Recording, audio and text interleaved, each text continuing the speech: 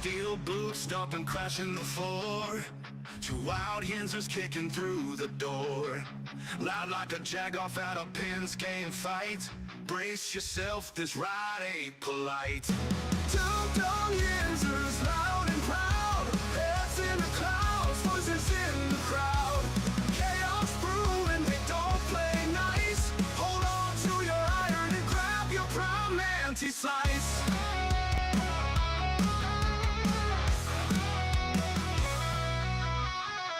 Tales from the burg with a hint of mayhem. Pierogi powered, nothing can constrain them. Knocking back stories like an icy cold brew. You never know what these two might spew. Two dumb Yinzers, loud and proud. Heads in the clouds, voices in the crowd. Chaos brewing, they don't play nice. Hold on to your iron and grab your prime anti-slice. Good morning, everybody. Good morning. Welcome to the show. Welcome back. This is episode 743 of the Two Dumb Yinzers. Glad to be back this morning. Big day here in Pittsburgh. Big day in the NFL world as yesterday the official Pittsburgh Steelers schedule gets released. We got a lot to go over today, Mike. We're going to break down the schedule. We're going to look around and look at some speculation. I don't know if the NFL meant to leak what's going to go down with Aaron Rodgers, but I got to tell you, the schedule is awfully sus. Very sus. So we'll get into that a little bit. A whole lot of things to get into today, guys. Mike, I do got to say this. I was in your studio the other day, and it's like you got beam me up, Scotty. These lights that you have, the ones directly to your left. Yeah. My God, I was seeing that light blink in my eyes for hours the other day after I left your studio. I couldn't believe how bright that light is. It is bright. And sometimes, I turn them down though too, so everything will be muted sometimes, but it's still bright. But if I only have the back one on, it's a nice chill vibe to where I can just chill and relax. Yeah, I had a difficult time gaining my sight back after I left. I thought I was. I swear to God, I felt like I was beamed up, and if my back end would have been hurting, I would have really been suspicious, Mike. Dude, that's the way I like it, baby. No, man, when the show was on, there's so many lights in here, and it's so hot. But once it's off, man, the only thing going is the middle two right there. Yeah, but when they get that trippy vibe going like this, man, it's quite an when experience. when they all start going at once, I forget that they're on. It truly is an experience, Mike. I was in there, I thought, my God, what are you trying to see? Man. I'm trying to see everything, man. I got my third eye open. I am seeing everything. I need the. Well, you don't want to know where my third eye is, big boy. What's up, Fincher? Fincher on the board. What up? Says, we like the chill vibe. Everybody likes the chill vibe. Yeah, I need the chill vibe, especially today. Before the show, I woke up from a nice nap. I was pissed off before I took the nap, and I woke up even more pissed off. Almost killed the cat by accident. It's just been a rough one, so we need the chill vibes. Oh, man. Well, welcome back, everybody. It is Thursday. Again, the big NFL schedule release yesterday. Yes. We have a lot to go over today. Welcome, everybody. Welcome. I'm just going to kind of go over a couple of things until we get some, let people get in the door a little bit here, man. Yes. Pennsylvania Senate, they send the bill through for the marijuana to be legal here in Pennsylvania. Everything was going good. As a matter of fact, it was going really well. It was going fast. It was getting through the hands that it needed to get through. Yeah. However, yesterday the House shuts it down. That's how it always goes. That damn House. And whether it's, national or state level, it's always the House. Always the House. Because they're all trying to make a name for themselves. To do what? To get into the Senate. F that House. F that House. F that House. That's one house I don't care for. F them. F the House. Their house. So weed is, it looks like it's going to be kicked down the road a little bit further here in PA. Don't expect to get your legal recreational weed anytime soon.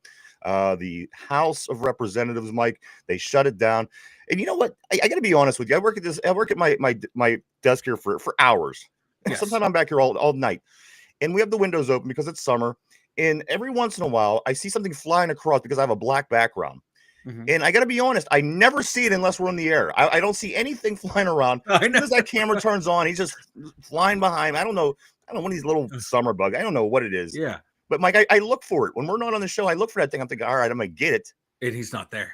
But as soon as that camera turns on, he's dancing around back here. He's doing a jig over here. The whole thing. That happened to me during I won't say towards the tail end of the Steelers season. And people always people will say this, Mike. They go, "Oh, sure. It's only right now whenever It is. it really is. And I seen it too because I'll pop over to the studio, see what's up. Nothing airborne in the house except when you have your camera on. Same thing like with my camera too. They just want to hang out in the lights, man. They want to be part of the show. Yes. They come in from outside. They're like, oh, they're recording. They know. Yeah, it's a real scene here, man. It's a real scene. Let me tell you, Mike. So the weed is pushed back a little bit here in PA, which blows. A couple other things I do want to talk about before we do get started, non-sports related. This airplane. I'm not going to get into politics. We don't do politics here. We put our foot down because I'd like to keep people around to do the show, and people with politics, they just can't they just can't get it together, Mike. However, this airplane from Qatar. Yeah. Let me be honest with you. If you're going to get anything from one of these countries in the Middle East as a gift, I would not accept. And if you're going to accept it, I wouldn't fly. I certainly wouldn't fly in the airplane that's given to me from Qatar.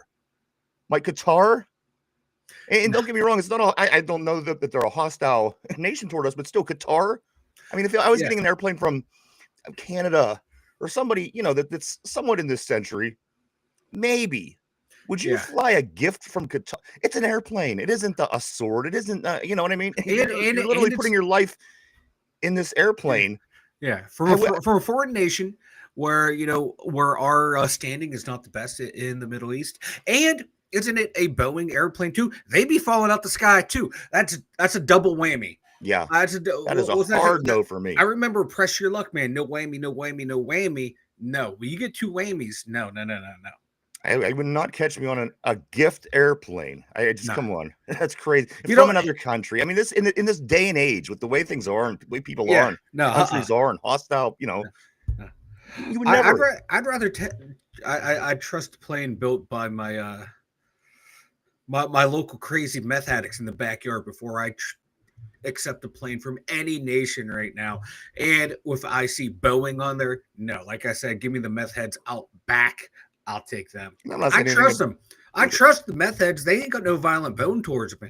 I'm not saying anything about the people from the Middle East, but geez, neither am I. They're I'm kind of hostile toward America. Like our relations over there, we're not seen as that positive. So I'd be like, if I was over there building that plane, where's this going? I ain't tightening this bolt. Good luck. Yeah. I've seen Air Force One.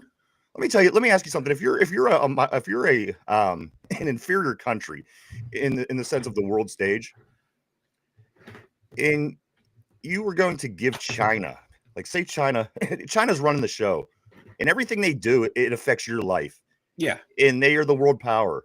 Yeah. Would you want to give them something that's not going to, I'm thinking, okay, let's build an airplane. Let's kill this president. You know what I mean? Yeah. I just don't, it's a hostile part of the world toward America. It's always been. You wouldn't catch me on a Qatar airplane. It wouldn't happen ever. No. And I saw how they built their stadiums for the World Cup. Who, Qatar? Yeah. They built a lot of stadiums. A lot of, I wouldn't trust it. Let's say a lot of, I just wouldn't trust it. Finally, Mike, not sports related, last story here. The smart gun has been created. It can only be fired by its owner.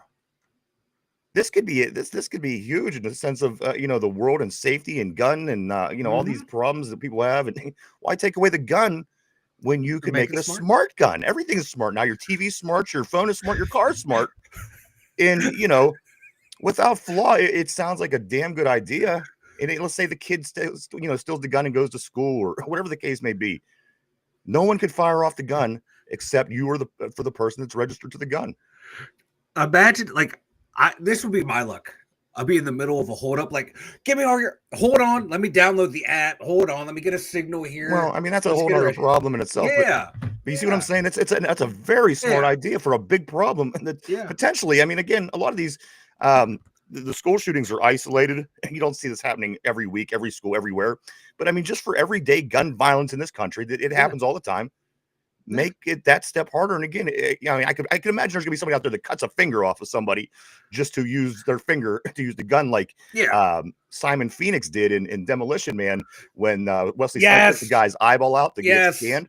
This will happen. It will happen. No two ways about it. Yes. But Mike, I mean, this is probably the best advancement and the best idea as far as firearms in this country for a long time. Okay, so we got the plane, we got the gun, and the weed. And the weed, but we don't do politics. Right. This Yeah. Listen, I know I'm fucking with you, bro. I'm not going to mention a politician's name on this show. It's never going to happen. It won't happen. Well, what about when I start running for president? Well, will you support me? I think you're too old. Look at you. I am fucking old and brittle. Good morning, everybody on the board. Let me catch up a little bit here. Just a little bit started. Finchy, what's up, brother? What's up to John? John on the board. John says, Ryan, visit out here. I will get you into a weed coma. I'll get you a weed, put you in a coma. Yeah, I would like that, John. I would. Maybe if I could get a smart, you know what else they need? Like something that you can just, a what? A smart bong? No, not at all, actually. But you know, like those cars, like the Jetsons, aren't we in that time? Doesn't it seem like we should be flying them things around? Well, I tell you what, when that happens, John, I'll be out there every other day. Like we should be flying around, but we killed Harambe, so now we don't get flying cars. Why does everyone keep saying this? What am I missing with this Harambe joke? That's the third time I heard this week. I don't get it. No, like, you know, Harambe, you know, they shot and killed him in the Cincinnati Zoo in 2000, whenever. People are like, anything that bad has happened since, like, we killed Harambe. This is the meme. This is the joke. You know, we're in the dark timeline because we killed Harambe. We would be in paradise, but we killed Harambe. Good morning, Tortilla. Tortilla says everybody can have a smart gun except for Bob Nutting. He's not allowed. He's not smart. That guy's never gonna have anything smart. Yeah, baby. You know what we're going to do? The Pirates lost the series against the Mets over the weekend, so I'm going to skip over them till the very end. I'm going to do everybody a favor today on scheduled day. Push that way back to the end of the show. Pirates talk. They lose the series 3-3 under their new interim coach. We'll continue to follow this and see how that goes, but I do want to say good morning to everybody. Good morning. Good morning. Good morning to the show. On the show, everybody. Big schedule release day, Mike, yesterday. A lot of things going on. I wonder, Corey Beavers, what's up, my friend on the board? I like to say what's up to Corey as well. Welcome today, sir. Mike, I'm just wondering, did the NFL leak? Yes. Did the NFL leak the scoop on Aaron Rodgers? Of course, a deadline. We were supposed to have Aaron Rodgers yesterday, according to some local media. And that's not, it hasn't happened. 7 to 10 days went by. But I think maybe the NFL may have leaked what's going to go on. We will get into that real soon because of the way the schedule's set up, by the way that the primetime games are set up and such. So we will get into that as well, Mike. Finally, before we do get started, Livy Dunn. I don't know if you've seen Livy Dunn, but she was on the cover of Sports Illustrated. Of course, the girlfriend of Paul Skeens, the beautiful Livy Dunn. She graced the cover of the Sports Illustrated. Yeah, she did. She graced. That's what a woman looks like, huh? She is. Oh my God, she is just. She's a cutie patootie. Yeah. Respectfully, of course. Of course. Respectfully. Respectfully. But I do. Let's get into it, guys. 342 days to the draft. The sign is down on the North Shore. If you get a chance to get out and check it out, the big sign is going to be out there for the next year or so. It is, guys, 341 days until the NFL draft in Pittsburgh. It's going to be a lot of fun. I can't wait. I know everybody else can't wait. It's going to be a busy day in the Berg. No two ways about that. A couple more of these on the board, Mike, and we will get into. Corey says Rodgers is like the end times prophecy. The more we predict he's coming, the longer it takes to happen. That is actually really funny. Tortilla says Brandon Eccles revenge game. Exactly. Yeah. That one's flying under the radar, Tortilla. And then John says, I don't get this new crash out. You know what? John, I had this in my notes about 4 or 5 days ago to bring up, and I just never did. John says, he goes, I don't get this crash out word. To me, it means go to sleep hard. That's what crash out always is to me. As a matter of fact, I was texting somebody yesterday, and when I got back to him, I was like, oh yeah, I crashed out for about an hour. Sorry. And freak out. Like, I don't know. Crash out is something totally different. It's always been something different. But apparently, if you look it up, crash out always fell under this category as well. It's not a new way of using the word. I literally looked this up. It's that's what it is. It's, like to freak out, which caught me by surprise because again, crashing out. I always crash out when I go to bed. That's that's my terminology. That's my vernacular, if you will. But John, I wondered the same thing myself because it's being overused. It's that word right now that's being overused. That happens every month or so where they come up with a word and everyone wants to overuse it. And then it goes away. And you never hear it again. Everybody got to be so smart to use this word. But then when it goes away, you never hear it again. So it's like, how smart are you? Anyway, Mark Malone, what's up, my brother? Mark Malone says we're going 13-4, mine homies. I think so. I like the way the schedule broke for the Steelers. Corey says, John, my son likes to say words like skibbity and Riz. Skibbity. If you got that skibbity Riz, man, you're dripping, man. I like my favorite part about this, Mike, about this new language for these kids in their apps and streams. Ohio. I'm sorry, Ohio means something sucks. Yeah, something sucks. Is that not the best? I mean, that's the best. That's worth it all. The kids are all right as long as they know that Ohio sucks. They literally use the word Ohio as a substitution for the word sucks. I love that's it. Ohio.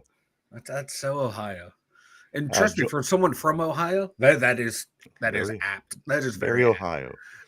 That's why we have so many astronauts. We're trying to leave the planet. I believe that. John says, now I know why Skeens has the flavor savor mustache. He is licking and sniffing on two That's right, man. Boy, she's something, huh?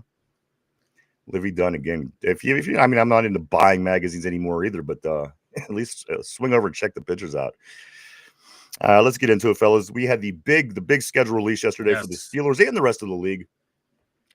I'll pull up the schedule here for just a moment. Corey says, sounds like the kids aren't as lost as I thought. LOL. You just got to suffer through the skibbity and embrace the Ohio. Yeah. And there's a handful of the words, too. I can't remember them all, but I recognize them when I hear them. Oh, my kid says them all the time. Really? Yeah. He's 6 and autistic. Does he know what they mean? Probably not, but he says them all the time. You know what? He probably does know what they mean. He probably does. Kids are insanely smart when it comes to technology. All right, ladies and gentlemen, I do have the schedule, of course. I'm sure everybody's probably really familiar with the schedule by now, but here goes mutton. First week of the season, Mike. Let's talk about the Aaron Rodgers decision maybe being leaked by the NFL. Yeah. Week 1, surprise. Out of 31 other teams in the league, the Steelers draw the Jets. Huh. Interesting. Out of all the other teams on this list, they draw the Jets first on the road. So if it is in fact Aaron Rodgers and Justin Fields, you have these two gentlemen going against one another who were the quarterbacks of the opposite teams last year, which I think the NFL is just they're going to cream themselves if they, you get a lot of these games. And as I'm looking down the schedule, it's going to happen. They're creaming, dude, because a lot of this, come on. Let me get to the next game. So that's game 1. We'll come back, Mike. If there's any notes that you want to talk about any game, just write it down. We'll get back to them. Let me just get through the schedule first, and then we'll see what we have. Game 2, Mike, is against the Seattle Seahawks, and that is at home. Our home opener against the Seahawks, a 1:00 start on September 14th.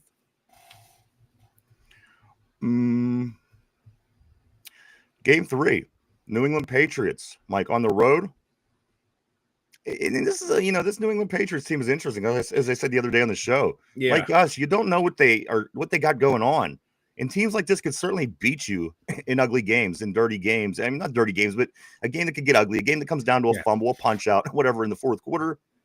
I'm afraid of teams like New England because they're not good in a sense, but they're like the Steelers are. They could win games because of shit that happens, in the third, fourth quarter. And I mean shit. Yeah, it's going to be like an ugly game. What we're used to. Week number 4, Mike. This is September 28th. Of course, the game that we announced 2 days ago. It's a 9:30 a.m. start. This game is against the Minnesota Vikings. This one's going to be a lot of fun. The Vikings, they get back-to-back games. In Europe, it's crazy. That's wild. But we get the Vikings, Mike, and then week 5, we are off. Early bye week makes you wonder how an early bye week is going to fare. Last year, the bye week wasn't until week 9, I think. 9? Yeah. This was year, week 5. Through the season, I think it was around there. Next, we got the first division game of the year. This game is also at home. Well, I guess the Vikings game isn't at home, but it is our home game. Another home game right in a row, though, is the after the bye is the Cleveland Browns and then the Bengals. Now, Mike, I don't know if you caught this, but Dan Orlovsky, he comes out and he makes the prediction. He said, or the quote statement, whatever it may be, he says, "I think the Steelers are staring 0-6 in the face." Now that I just talked about the first 6 games, let me comment on that. The Jets, they won 5 games last year. You're going to improve much from going from Aaron Rodgers to Justin Fields? All right, we'll leave that there. Seattle, interesting team, but on the other hand, I mean, you bring Sam Darnold in. Is he going to be able to carry the success that he had over to Seattle after losing, wide receivers? They of course, they lost DK. I think, I don't know if Lockett's still there, but they got some issues. I'm not. Why would you be scared? There's no reason to be scared of Seattle. No. You got Darnold, Jackson Smith, Nick Jigba, and Cooper Kupp. Running back's not bad. They got Cooper Kupp, huh? Yeah, running back's not bad with Kenneth Walker, but this team really doesn't scare me. You know what I see in these first 5-6 games?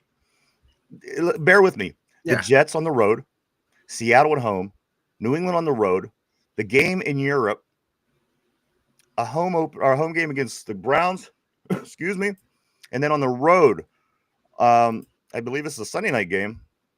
Yeah. The Sunday night game against the Bengals. You know what this looks like? I mean, like the 6 games where Dan Orlovsky says he thinks that we're staring 0-6 in the face.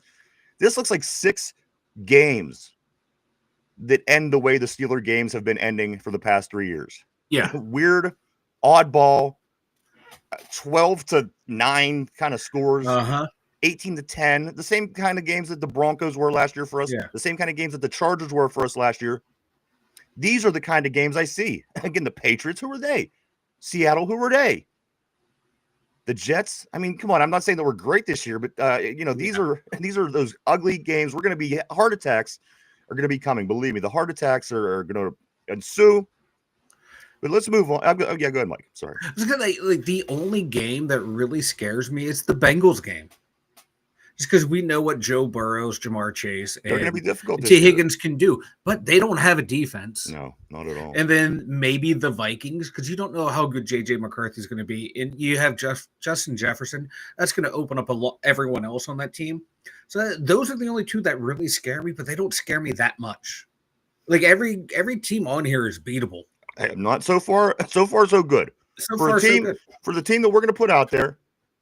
Yeah. So far, so good. Let me hop to week 8, Mike. This we're going to continue back into the NFC North. This game's against the Green Bay Packers. This is I think it's a Monday night game. One of 2 games which the Steelers are going to wear their alternate uniforms. That's right. Rooney came out yesterday and said that alternate uniforms and helmets will be worn for the Monday night games against Green Bay and Miami. So that's interesting. I wonder what we're looking at. I mean, they're calling it new. What's it going to be? How much more can you vary off of what we did so far to this point with alternate uniforms, color rush uniforms? But nonetheless, guys, we're going to get new alternate uniforms for the 2 Monday night games, one against Green Bay, the other against Miami. We'll get to the Miami game in just a second. Then after hosting Green Bay, they host the Indianapolis Colts, who they haven't had much success against, Mike, the past 2 or 3 years. Maybe games that we should have won, but we lost. Week number 10. So I mean, we got some primetime games here, man, because 3 of the last 4 games are all primetime. This is against the Chargers on the road. Mike, very difficult game coming up. You got Jim Harbaugh, you got Najee Harris, you got Justin Herbert. They're doing some things down in LA. This is a team that we should be worried about because that defense last year was stifling. So watch out for them Chargers, especially the Kansas City Chiefs. You might got somebody on your ass finally. Next, Mike, we do got the Bengals again. This time it's at home on a Sunday afternoon on the 16th of November. Then the Bears. Interesting team, doing a lot of changes, building, additions, subtractions, be fun. But this is where, Mike, it gets difficult. Week 13, Buffalo, at home. I don't care if it's at home. I don't care if it's on the road. I don't care if it's on Mars. Buffalo is going to be an extremely difficult team. Like, and at this point in the season, we're going to be looking to see what team we really are.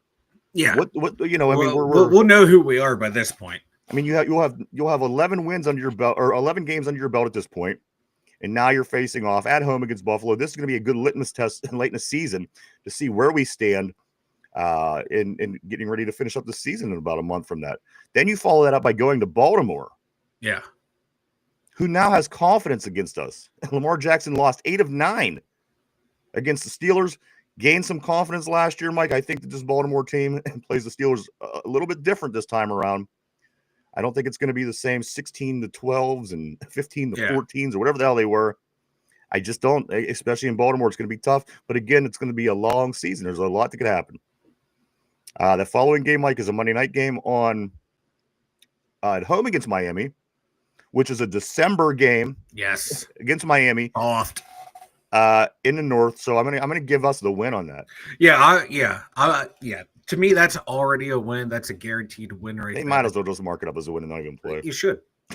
They're soft. I hope it's cold and snowy. You know what? It might be.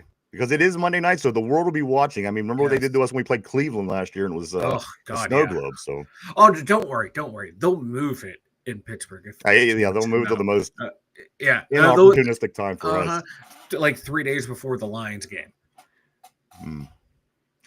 Speaking of which, the Lions game does come up next on the road, and this game is going to be tough, Mike. And then the Browns again on the road, who's going to be probably needing a win late in the season. And then you wrap it up against the Baltimore Ravens. So the first part of the schedule, not so scary. The second half, I think it's pretty scary, Mike. I mean, take out Miami out of those last 9 games, and you have 8 pretty tough games to finish out the season. The Chargers on the road, the Bengals again. You know they know how to play us, and they have a hell of an offense. No defense, but they did manage to beat us last year. So the Bears, everybody's expecting improvements from the Chicago team. Buffalo, Baltimore on the road. Again, take Miami out. The Lions on the road. The Browns on the road. And then finishing up against the Baltimore Ravens. So, Mike, after those the first half of the year, 1 through 9, not so scared. 10 through 18, a little worried. What do you think? Yeah, that's everyone's saying like this back half of the schedule, it's so tough, just like last year. I'm sorry, like the Bears don't scare me. The Dolphins don't scare me. That late Browns game really doesn't scare me either. And then, like, yes, Buffalo scares me. The Lions scare me. The Ravens, I still say we split the season series. Like, we find a way to win one of those games. So, like, this schedule, I'm not too worried about. We're finally playing Indy at home for the first time in this third year in a row we've played them. We're finally playing that at home again. I like that. Like, there's not many games I'm really worried about. And I have like 8 games I'm like worried about, but not really worried about that where I'm like, oh God, we're going to lose every single one of these. We have no chance. Right. I think the Bills game, I have that marked down as a loss. Same thing with the Lions. Everything else, I can talk myself into winning every game on the schedule. Let me go through, Mike. I'm just going to give you a rundown real quick. I found the Thanksgiving games, which is, of course, you always got the Lions. You always got the Cowboys. The early game on Thanksgiving, Mike, is Green Bay at Detroit. The 4:30 game is Kansas City at Dallas, which in theory should be a good game. And then finally, the evening game, the game it's at 8:20, right as soon as you're waking up from your Thanksgiving nap. Yeah. Cincinnati at Baltimore. We'll get more into the Sunday night and the Monday night schedules in just a moment, Mike. But we do got to get to the board. We can't wait any longer. We just can't. It can't happen, my friend. I'm going to come way back here. Way back here. Way back here. Cha-ching, right here. I'm going to start with Corey Beavers talking about the Riz. Corey says the Riz means charisma. I know that much. Yeah, I'm picking it up little by little myself. Tortilla Jackson says, I wish Olivia Dunn would Ohio me off. Damn right. R. Barley 18, what's up, brother? Nice seeing you. Haven't seen you in a while. Always great to see this on the show. Welcome. He says, ever notice how bad our social media team is with this stuff? It's always cornball shit. I mean, just release the schedule instead of doing this cornball crap. That is so cringe. It's cringe. There's a word for you. Cringe. That's another one. It was very, very cringe. Very cringe. Corey says, so 2 revenge games back to back. Interesting. Rigged and interesting. That's either 2-0 start or 0-2 in my opinion. John says, my son said he's glad he was born when he was because technology makes life easier. I told him it isn't if you want to be a serial killer. Yeah, that kind of put a hamper on the serial killer business. Yeah. People don't even communicate. You know what? I seen something the other day. It was put something about one of the dance clubs up in the Strip. And it was like, which dance club do you remember? Blah, blah, blah. I'm thinking they don't even do this anymore. Like kids, I remember hearing a kid say, these guys used to really all go out and dance at the same. What do you mean we used to go to dance at the same time? There's a dance where there's 100 people there. You get people that it's a different world, guys. I'm still trying to adapt. It's different. And let me see right here. Barley 18 says that entire video would only have worked if at the end of walking through the woods, if Rogers walked out of a cave, effed up on ayahuasca, and in desperate need of a shave and shower. Yeah, that would have been the best payoff. Like, I didn't even make it all the way through the video, so I don't even know how it ended. Mark Malone says it looks like we're going 6-0 over the first 6 games. You know what? I would think that these would be the 6 games that we could have a good chance to win. But it's early. It's early football, so it takes it's probably going to take the Steelers a few weeks to get in the rhythm.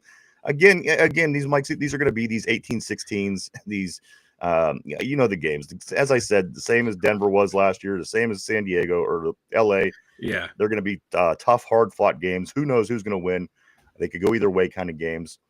Corey says, John, it'll be hard to go off the grid when my kid is duck facing in the background and posting our location on Facebook.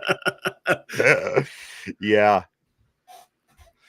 Minnesota's probably going to beat us. Our Barley said there's a good chance, but it is out of country though. I mean, I guess anything could happen. Different environment, different air. I don't know, but more than likely, Minnesota's got a pretty damn good team. Of course, they finished with the same record as Detroit or 1 game less, something like that last year. That NFC North is going to be tough, which is who we play along with the AFC East, Mike. So definitely some tough games. Yeah. Mark Malone says highly unlikely. Barley finishes. He follows it up by saying, watch the Ireland game. Rooney said today that they plan on flying over 2 days before the game. I mean, he insisted on the game, but still has to run pennies together after he gets it.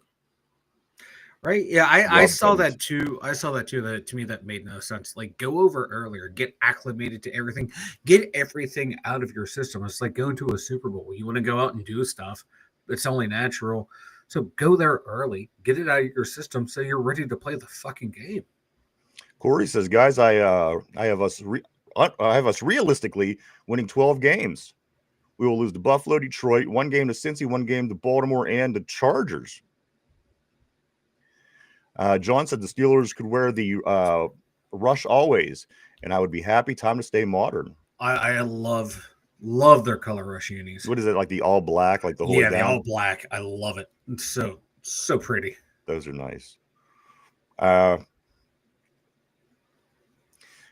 Barley says, talking about alternate uniforms, I'm not for an outright jersey swap, but it's at least time to change the number and lettered font for good. A lot of people agree with that. They don't like the letter font. Yeah, everyone was like last year harping on always bring back the block lettering. I was like, why? Why do we care about this? Then I saw the uniforms. I'm like, I get it. Yeah, they look so much nicer. Mark Malone at Korea says, I had us at 12-5 too. I'm feeling 13-4 with the cadence of the schedule. You guys are very optimistic, and I love that. Yeah. I'm not bad mouthing, and I'm just saying I really love the optimism, guys. You're making me believe. That's the thing. I came into the show not feeling so optimistic, but reading the board today, Mike. It's changing me Yeah. up a little bit here. R. Barley says, you guys saying 12, 14 wins. Are you banking on Aaron Rodgers being here? Is that the let me add that in the messages, because I mean, do we feel that the 13 wins, the 12 wins, even 11 wins, is this doable with a Mason Rudolph led team, or even Will Howard eventually taking over the helm? That's a good question, guys. Do let me know if you think that these wins come with an Aaron Rodgers led team. Mark Malone said Mason's going to toss 4,200 yards and 35 touchdowns. Johnson runs for 13. Boy, would that be fantastic. Then, yeah, you know what? Then we'll be getting them wins that people are talking about if we get those numbers right. Corey Beaver says, Mark, yeah, I have us losing to Cincinnati in Cincinnati and losing to Baltimore in Baltimore to break up the wins and losses. R. Barley says, if Mason is smarter, this team is winning 6 to 8 games. Or if he's the starter, he's the starter. They're winning 6 to 8 games. Well, you know what? I'll take that, baby. That's prime draft pick, right? That's good quarterback picking area. All right, here goes somebody that answered the question, Mike, before I even asked it. Richard, what's up, my friend? Good morning to you, sir. Welcome to the show. He says 10-7 with Rodgers, 7-10 without Mr. Rodgers. Tortilla saying 12-5. A lot of optimism. I'm trying to understand why as I'm reading these, but again, I'm not. We have these smartest viewers. I've always said this, and I do believe that. So, Mike, I'm considering what they're saying, and I'm feeling a little bit more optimistic as this show goes on. Mark Malone says, "Our Barley 18, that'd be close to accurate if we had Bustin Fields or Midget Wilson." Or Barley says, "You can't be serious. 47-year-old Aaron Rodgers will still be better than Prime Mason. Does no one understand the importance of pre-snap reads and the ability to make it?" That's a big part. You're right, Barley. That's 100% right. Very good point. Good point. Mark Malone says, "You'll see." Or Barley says, "The mental part of the game alone will always make Rodgers 3 times better than Mason." I agree. He follows that up by saying, "Did you watch Mason last year? Don't give me the Titan stink. Did you actually watch his throws? He threw so many ducks it made Kenny blush some." That's a good one. Corey says, "Or Burley, yeah, most of the reasons Mason's mental was fucked up is because he got thrown into a very bad situation with no preparation and learned on the fly. Then he got benched instead of groomed." Which, I mean, I guess ultimately that is what happened. John says the O-line will determine how well the QB performs regardless of who it is. Absolutely. This is a big year for the offensive line, guys. Yeah. We have to figure out who's going to be on this line long term and who isn't. Exactly. We're gonna find out if Roger Jones is the real deal. Yes. Same thing with McCormick. For being a mid-round pick, he played well. Can he take that next step? He's showing he has the athletic ability. Can he just keep it together? Absolutely. Mark Malone, sure. Caleb, what's up, brother? Nice seeing you, my friend. Always great having Caleb on. What up? Caleb says, y'all see the Colts release video? Gets pulled. No, I didn't. Yeah. Wait, which one was it? I know the Chargers did. Or they cut out part of it. Why? What's going on? The Chargers had a dolphin swimming, and it was Tyreek Hill, and got arrested by the Coast Guard. Well, that sounds accurate. It was fucking great, and they edited it out. I don't know what happened to the Colts one. I'd like to know what the issue is. Yeah. I didn't see that. I thought maybe he was going to say they played that song with sucking on a chili dog down at the Tasty Freeze like they played every Colts game. And I said, F this, man. People were freaked out. Who sucks on a chili dog down at the Tasty Freeze? Excuse me. Caleb also goes on to say when the NFL finally does belly up, what sport will take its place? I don't know if that's going to happen for a while. NFL is king. People love their football. Hockey will rise from the ashes of the NFL. I don't think so. No, it's not even an American sport. You know what I mean? It's a very niche. Like soccer is too. You know what I mean? Everyone around the world loves it, but it's not American, so we just don't buy into it. People do, but I mean, come on, it's never going to be a major sport. Not in my lifetime. Tortilla, what throwback jerseys you guys think this year? I'm hoping for the 2005 jerseys. I want the Bumblebee jerseys, like a different take on the Bumblebee jerseys. They are so hideous. I love them. I like the one that they had in the 1990s. There was the 50-year anniversary.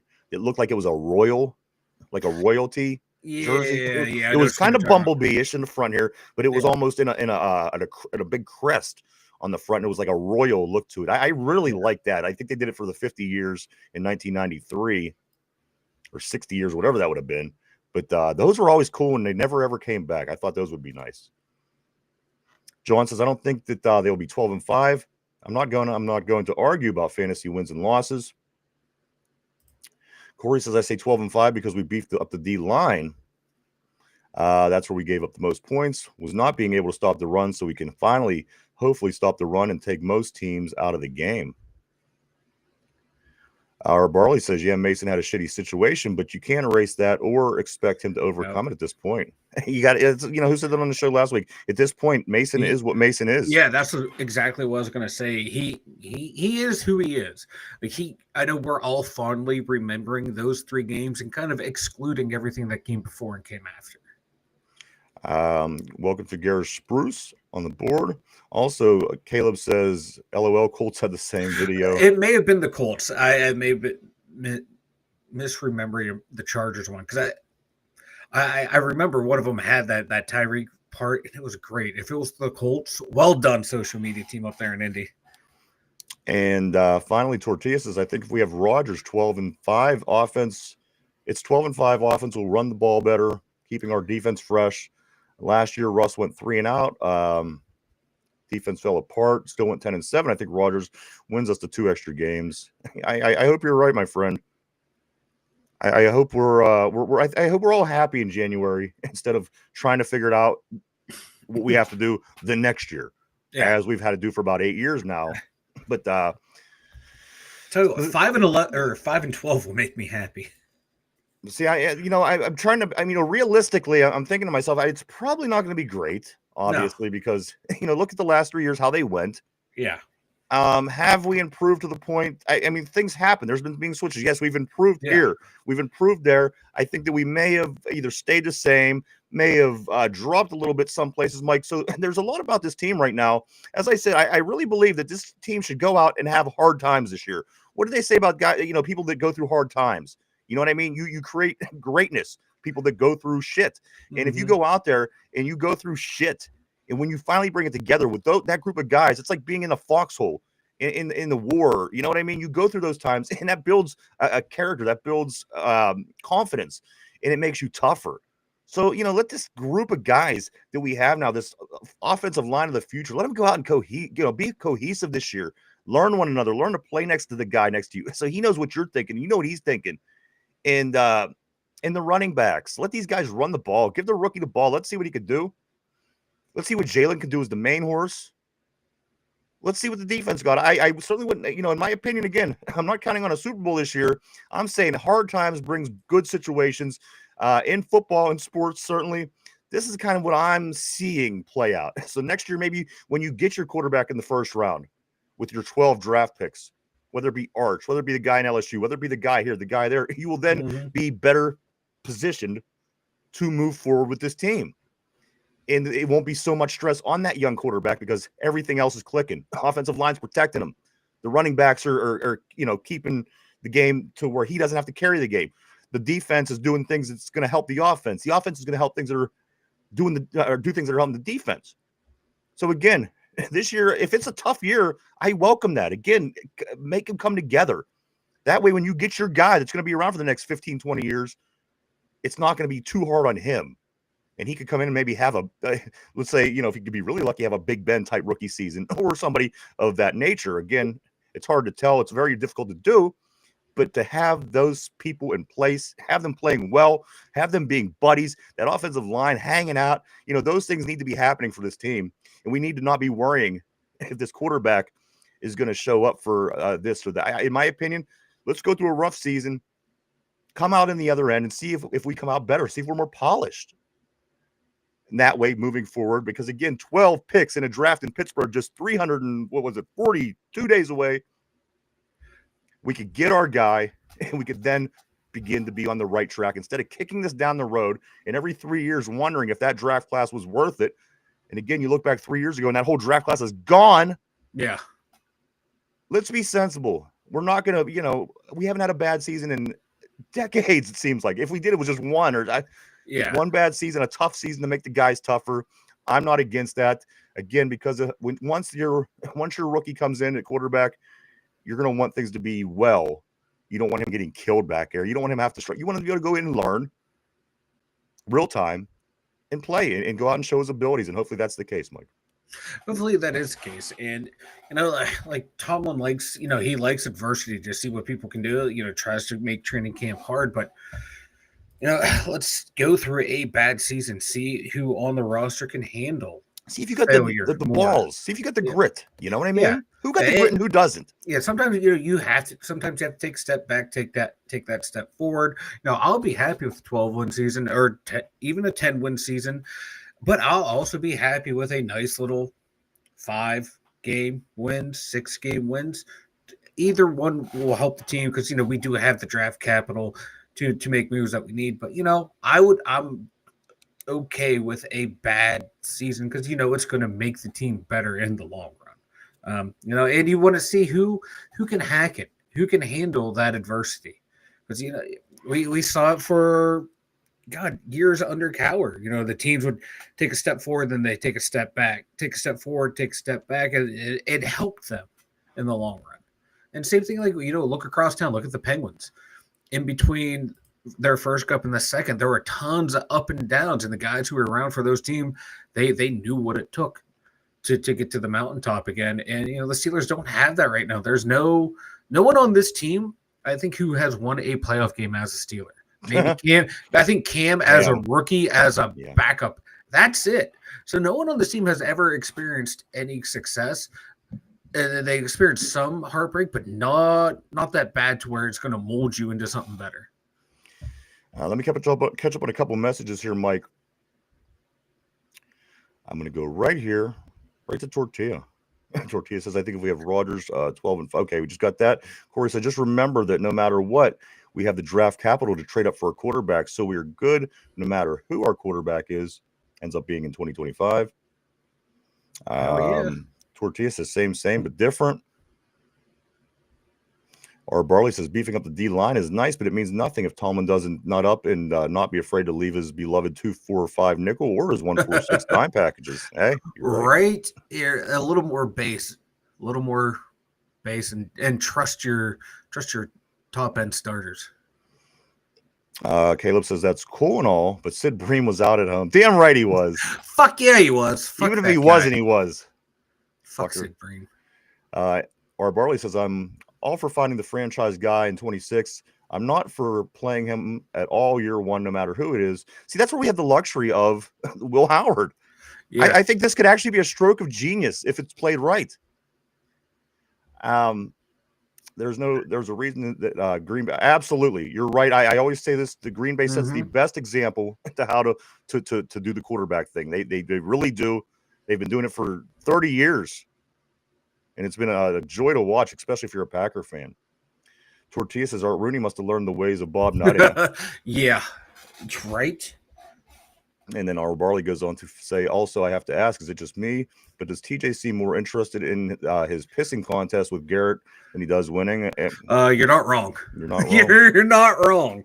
Whether it be Defensive Player of the Year awards or having that one penny more in the contract, that's he gets fired up about that. John says Boss kicked 6 field goals in their last playoff win against Kansas City when Alex Smith. I remember that. Oh yeah. Bozzy's the only one on this roster who's been in playoff games that shows up. Let me go over some things here, Mike. Just some interesting notes about the scheduling for the Steelers. All right, so what I got is this. The Steelers open as slight underdogs to the Vikings in the game in Ireland, guys, in week 4. The Steelers are only favored 6 times in the early odds from DraftKings. Steelers, they're favored in 6 games, 2 of those games against the Cleveland Browns. So this is what they're thinking about us here, league-wide, Mike, especially in the gambling world. Let me get to a couple more of these. Talking about that game against Minnesota, Croke Park holds 82,300 people. Ooh. 82,300 people, Mike. Only 2 NFL stadiums have more than that. MetLife Stadium in New Jersey, then also AT&T down in Dallas, where we played Aaron Rodgers in the Super Bowl. Here's another funny one that I seen. Kevin O'Connell, the Vikings coach, he's actually happy about playing the Steelers and the Browns overseas because he says we'd be able to avoid hostile Pittsburgh and Cleveland environments. I no, I think that stadium over in Ireland's going to be heavily In favor for Steelers. us. I like it. I do.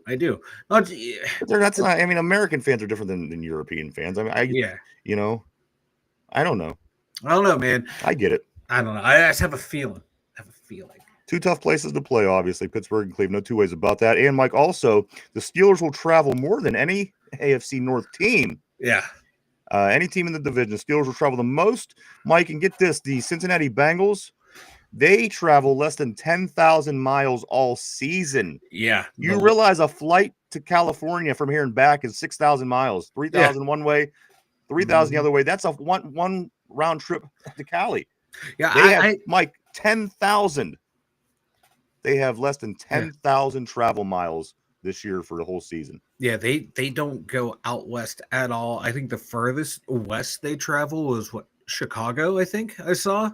And for them, that's not that far. No, it's not that far at all. The lucky bastards down there in Cincy.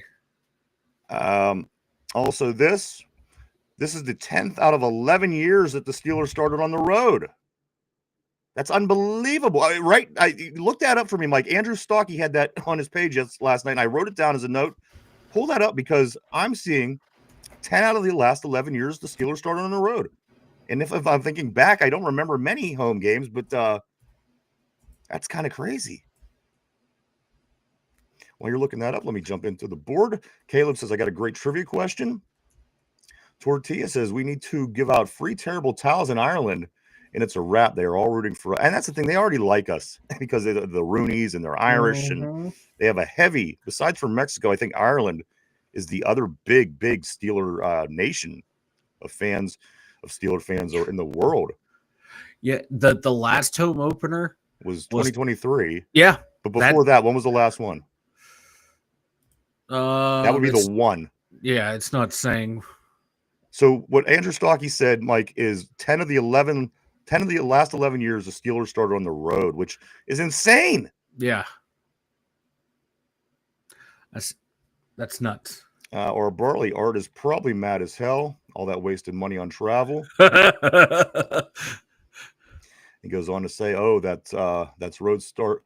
That's road start thing is probably because of the Pirates. There was some deal about the gold law. Really? Okay, that's interesting. Oh, okay. I didn't realize that. That's cool. That makes a lot of sense. Yeah, though. Yeah. Corey Beaver says, I think our last home opener was New England. We lost 2015. That could very well be it because, again, that plays out 10 out of 11 years. Caleb says, I don't know, man. Irish would root harder if a fellow countryman named Rogers was under center. One thing I do know, Mike, that Gabe Davis, somebody that we've talked about as a possibility, he was visiting the Giants. Wide receiver Gabe Davis. Of course, we talked about him amongst other players of possibilities that we'd like to bring in at the wide receiver spot. Opposite side, DK.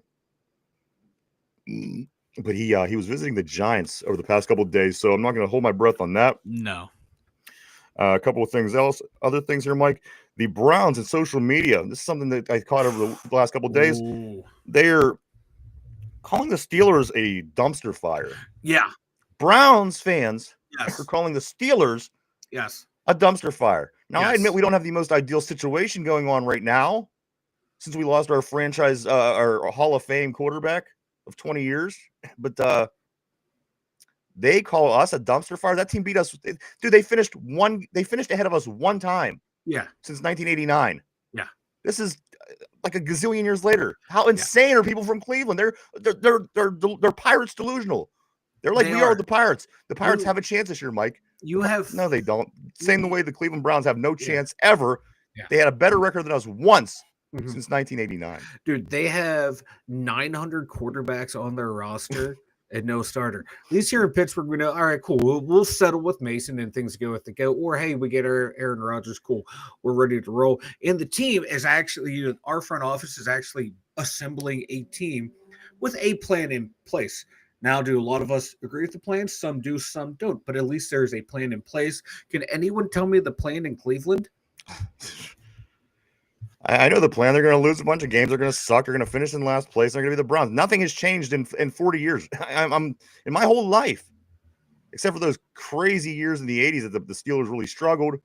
But 89 and beyond, they left for 3 seasons, came back in his expansion team. Their formula has never changed. It's been suck, and suck some more. Yeah. And until they don't suck some more, or again, they had 1 season, and and they ended up knocking us out of the playoffs. Take that away, they're nothing. How they can say that we're having issues? Come on. I know. And did you see in their schedule reveal they made a mess and then they cleaned it up with the terrible towel? Way to disrespect the terrible. You know what happens when that's teams only going to make that? things worse for fucking them. Brilliant there. Corey says, to be fair, the Browns have 11 quarterbacks. Hey, if you have the old saying, if you have 11 quarterbacks, you don't have one. You know what? And they'll have maybe Kenny snapping the ball. Pitch it to Shador. Shador throws it downfield, and Dylan Gabriel catches it. Yeah. Or Burley says, we don't want Davis. He's awful. He literally can run a straight line. There are tons of guys out there, but this fan base won't like the name value. Mechie, Wicks, Melton, Hutchinson, Pierce. Yeah, if they can make a trade, because Mitchie's still down in the Texans, I'd take him. I like him. I like Richard's next comment. He says the plans for the Browns is if Brown flush it down. Our Burley, Cleveland is on the the Drew Aller mic. There you go. Yeah, that'd be something. Why not? Why not? Okay, I'm a big Penn State guy. Drew Aller. Why not add him to the group, Mike? Yes, he frustrates me when I watch him play, but I don't want him. I don't put that evil on him. He can go anywhere else but Pittsburgh or Cleveland, please. He follows it up by saying, I heard Drew Aller was number 2 if he came out there. They love Aller also. I actually, outside of the quarterbacks, like the Browns draft, passing on Hunter and adding all that capital was great. It all depends. It's going to depend. If Hunter goes on to have a damn good career and Mason Graham doesn't, that could swing the way people view it, that draft. But I see what you're saying.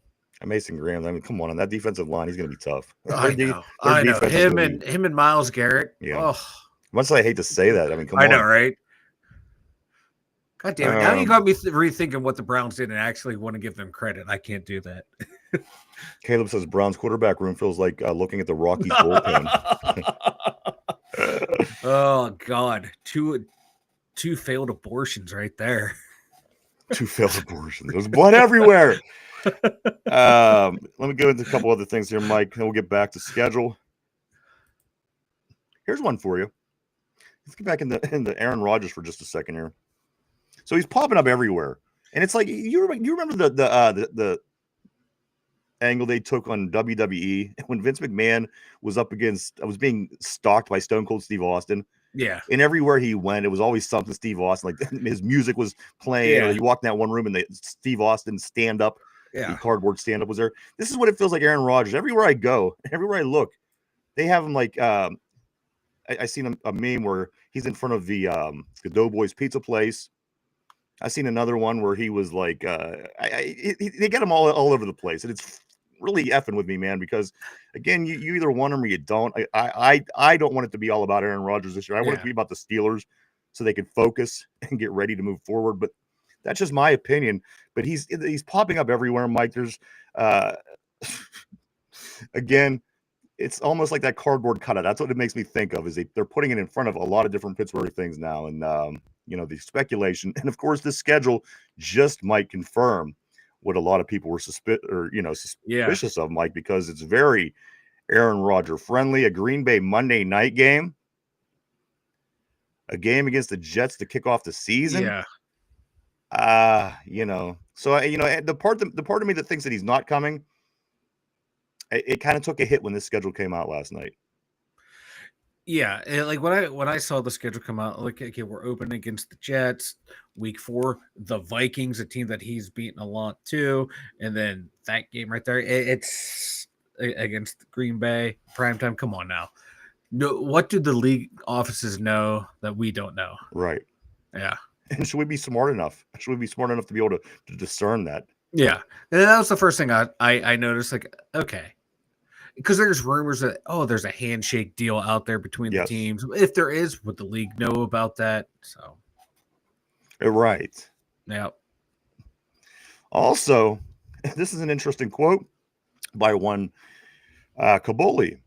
He says, Rudolph or Fields, I take Rudolph 99% of the time. 99 times out of 100 is what he said, end quote.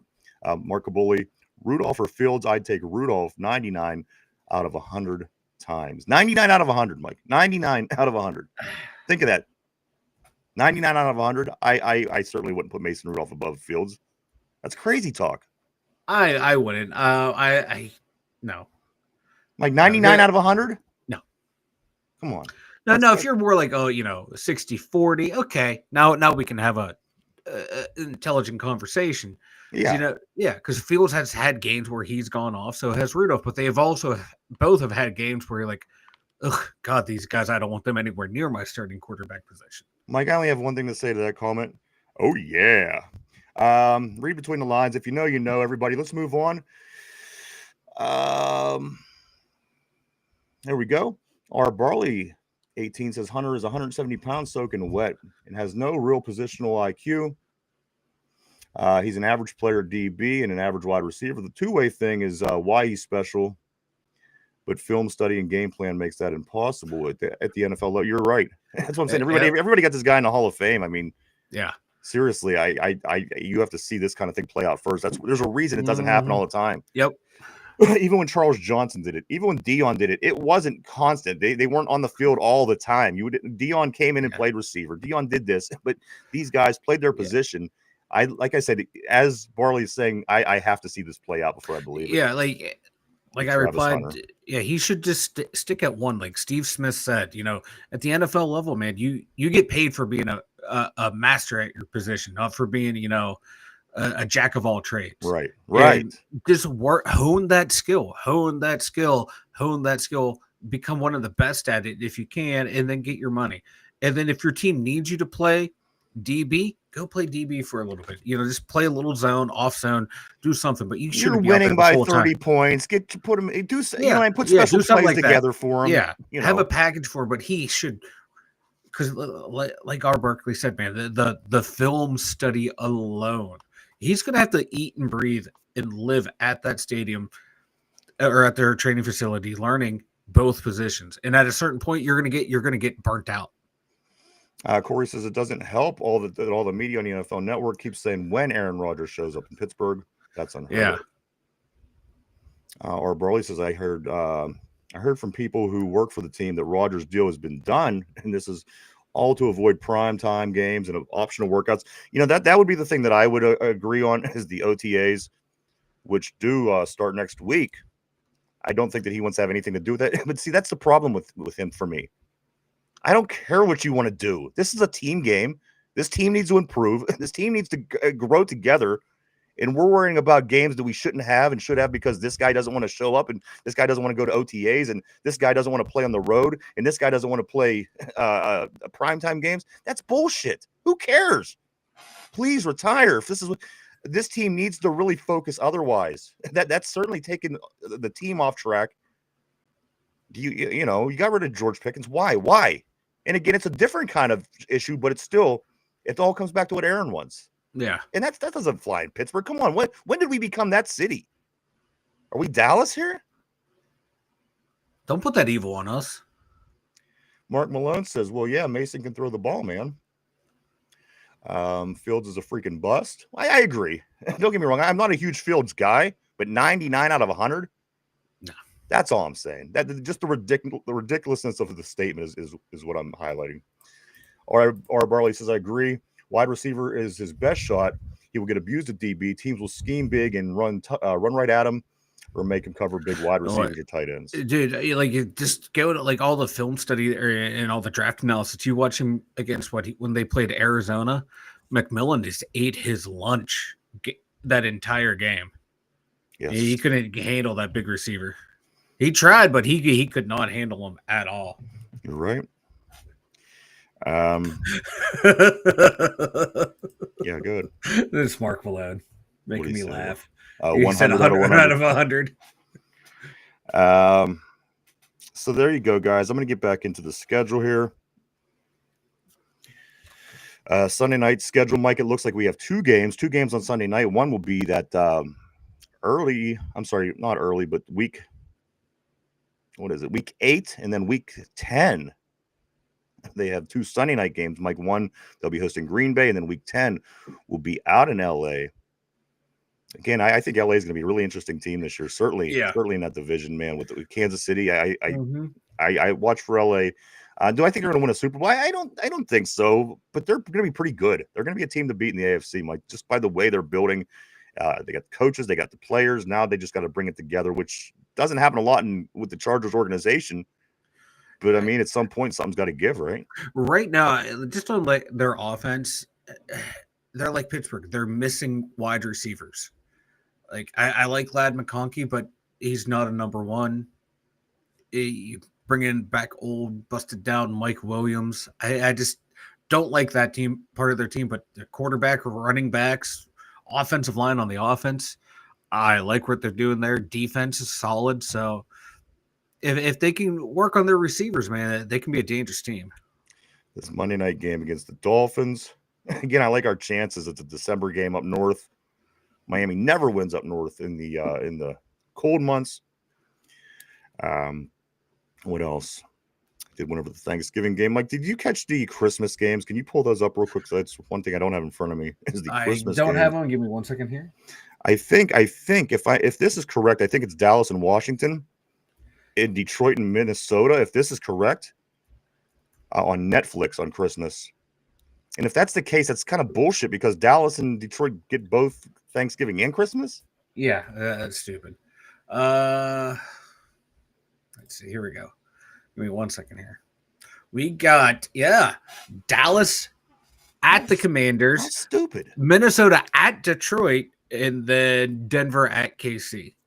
Again, Dallas and Dallas and the Lions getting both holiday games is stupid. That don't even make sense to me. Is that how it's been? I don't recall, but no, because they didn't have Christmas games last year. That's stupid. Wow. Yeah. So that's your Christmas games, guys. I was hearing rumors that we might get one of them, but we got neither of those days, which I'm okay with at the end of the day. Me too. I mean, when you're running around doing the Christmas thing or whatever, I don't want to have to miss a quarter because I have to drive back to the house or whatever the case may be. Let me pull this up. Let me catch up on a couple of these messages here real quick, Mike. I don't want to leave anybody hanging. Or Barley says, we became that city under Tomlin. This move is 100% Mike. He's had a 3/4 chub for Aaron forever, and Mike can't stand to see the thought of a losing season. No worries about the future. One day won't be this problem. Or Barley follows that up by saying, I scouted wide receivers heavy. I'll be for you to rub it when I'm wrong. Trey Harris was a steal for them. Also, he says you didn't get to see his full skill set in Kiffin's offense. He came was it Old Miss for Trey Harris? I think so. Yeah, because I saw him like on if it is, because he was down there with Jackson Dart. Yeah. I gotta look it up. I'm trying to work my way back to the schedule here. Okay, I'm sorry. No, you're good. He was Ole Miss second round pick. Yeah, that's right. Hey, Mike, what do you think about Kirby Smart, the coach for Georgia? Yeah, over the weekend I see people debating the Tomlin thing as I'm seeing here. People have complaints, and I can't say I disagree with all of them, or I can't say I agree with all of them. But I'm saying the one name that came up that somebody caught my attention with was Kirby Smart. When people always say, "Who would you bring in to put in a place?" Because Mike Tomlin certainly wouldn't last long in the being unemployed. He'd go somewhere pretty quick. Yeah. Who, Mike, would you think would be a sensible person that the name, if it came up, that catches your attention when they talk about somebody that could possibly be a future Steeler head coach? I don't want a guy coming from a college head coach to pro head coach because you're dealing with kids who, and you really they can enter the portal now, but they don't have a lot to say. Where you come into the pros, these guys have more or less might have more power than you. I want someone who's been around the NFL for a while in that system. I think it's like John said, Steeler Freak is saying, I want a young offensive-minded coach and go from there. That's what I would look for. Someone who, a young up and coming head coach, take a swing on that. You don't, if you fail, oh well, but at least you went outside the box of getting your defensive coaches. Cowher's a defensive guy, Tomlin's a defensive guy, and go get a young offensive head coach and let him and bring in younger offensive minded coaches for that offense, forward thinking people, and go from there. Like someone I would love to have had Ben Johnson, but he's at the Bears now, coming from the Lions. For a while though too. The OC down in the Houston before last year, before he got fired, he was rising through the ranks, but I'd keep an eye on him, even though I think he was unjustly fired because of the way they dismantled that offensive line. And, you have a wet paper bag protecting your franchise quarterback down there. Your offense ain't going to look pretty, but when they had a decent O-line, his offense ran really well. So someone like that, young, forward-thinking, offensive-minded coach, and then fill in your defensive ranks with older veteran coaches who know what they're doing on the defensive side. Just let your young head coach run the team and oversee the offense. Don't be the offensive coordinator, but have a big hand in it. So coming back to the question, is there a name that you would that would excite you? No, not off the top of my head. Okay. I don't know. I don't know offensive coordinators. I know. I don't. That question. Yeah, no, I don't know offensive coordinators' names by heart. I'm sorry, I don't. I just know I don't want anyone coming from the college ranks to be the new head coach. All right, so there you go, guys. But this schedule, Mike, I'm looking at it. There's no 10-day periods where we have to fit 3 teams in. Yes, that plays to our advantage. I looked at that too. That was a huge disadvantage last year. But it's kind of set up, I think, this schedule, Mike, in a way that's beneficial to the Steelers because, again, the teams that aren't that tough, New England, Seattle, the Jets, Indianapolis, probably Green Bay, these teams are first. Get that out of the way, get some momentum going, and get comfortable. And then that last 9 games, I think, is going to be brutal. Again, the Chargers out west is going to be tough.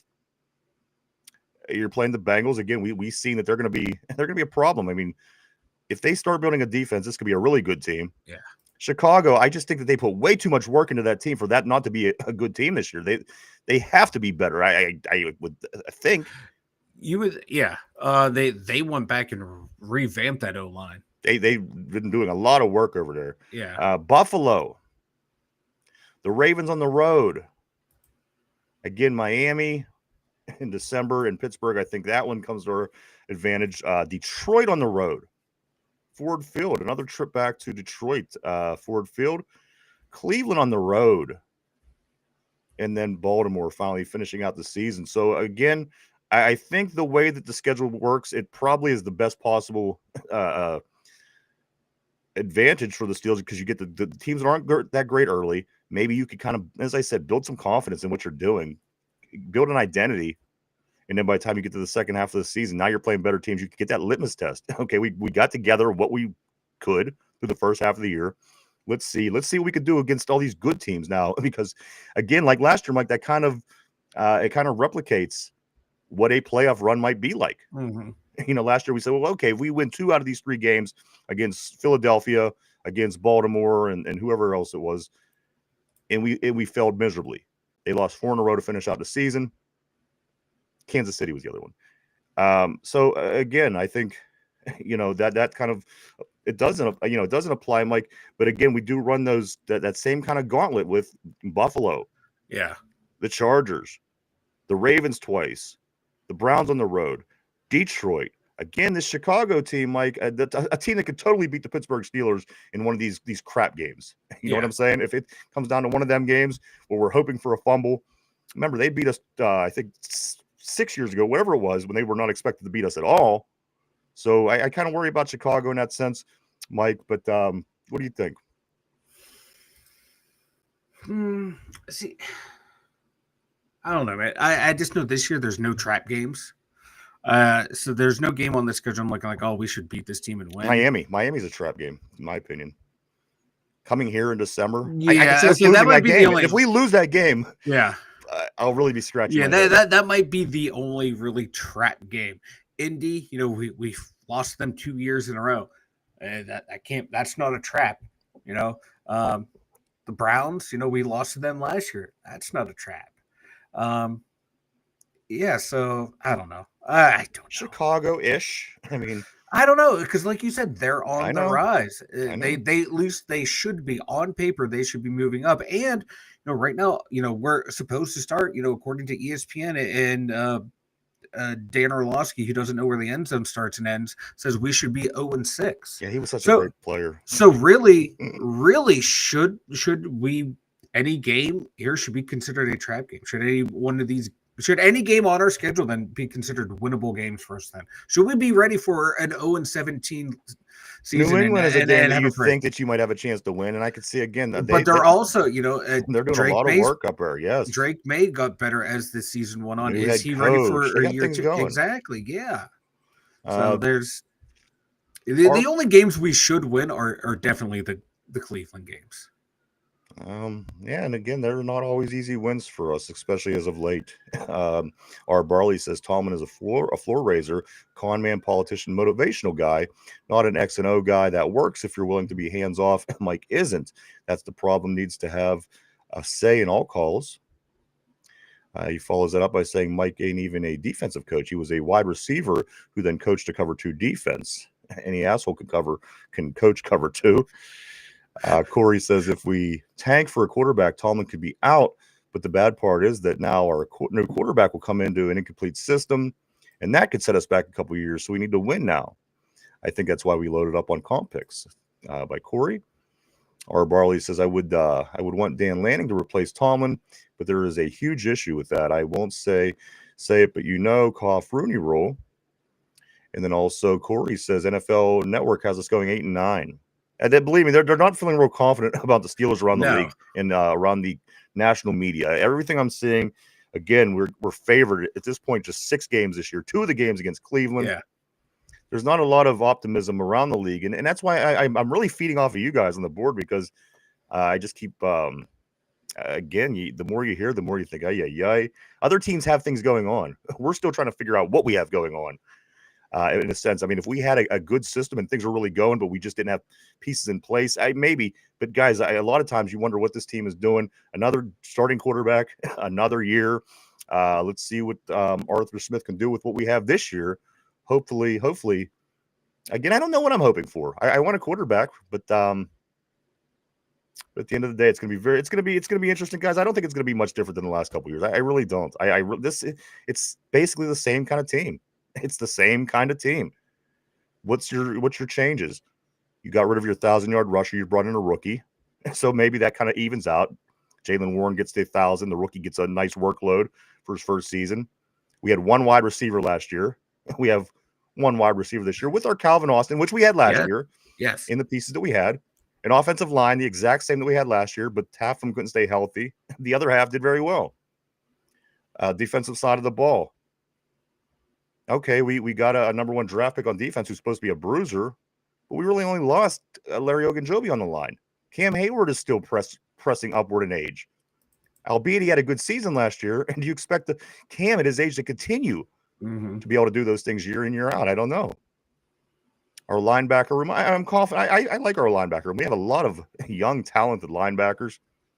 And then the secondary, it's always a question. I mean, we're bringing in, a couple new guys, Slay, and I can't think of the other guy who was mentioned earlier, Thornhill. And Nichols. And Eccles. And, these guys, that's going to be interesting to see what goes on. But I would like to see Minkah Fitzpatrick be able to step up and start making plays again.